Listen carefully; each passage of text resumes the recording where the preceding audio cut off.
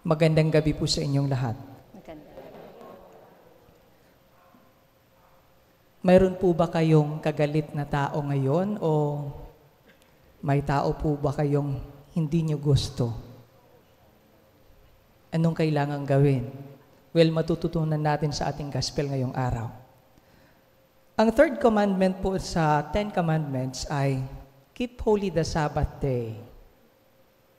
Ayon po sa aklat ng Exodo, chapter 20, verses 8 to 10, itong araw na ito, dapat hindi po tayo magtratrabaho. Dapat po, tayo ay magpapahinga. At nung panahon ni Jesus, ang nag-a-identify po ng trabaho at pahinga, ng trabaho ng law, kung ano ang trabaho, kung ang pag-igib ng tubig ay trabaho na, sa tuwing araw ng pamamahinga ay ang mga Pariseo. At ang ginawa ng mga disipulo ni Jesus ngayong araw, equivalent po siya sa work.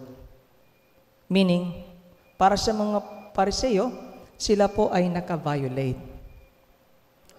May violation po. In many countries,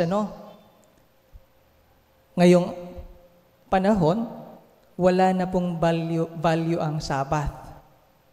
Di na po natin alam ang araw ng pagpapahinga. Sa ordinary day, wala na po. Kahit linggo, go. Trabaho. Di na nagpapahinga.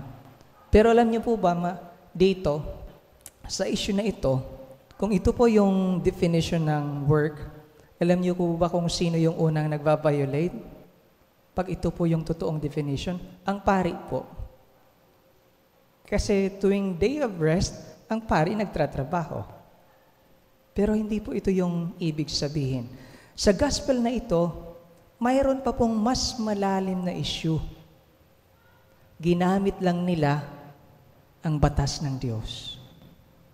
Ginamit nila ang batas ng Diyos. Yung third commandment, keep holy the Sabbath day. Ang gusto lang ng mga Pariseo ay mahanapan ng mali yung grupo ni Jesus. Why? Dahil insecure sila. Dahil sila ay nasasapawan na siguro sa fame.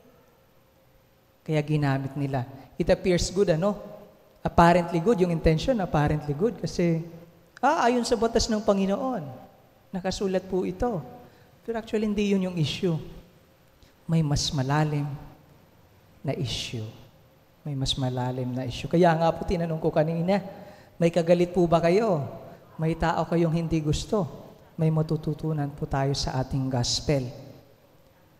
And I believe God is calling us to always purify our intentions sa bawat isa. Purify our intentions. To think well of others. Tamang-tama, ngayong araw, ating ginugunita si Santa Agnes, isang martir. Ang pangalang Agnes po ay galing po sa Griego at ang kahulugan po ay pure. Agnes, pure. Associated po siya sa Latin na salita na Agnus. Diba? Agnus Dei, Lamb of God. Agnus meaning lamb. At ang lamb po, as an animal, is considered to be innocent and pure.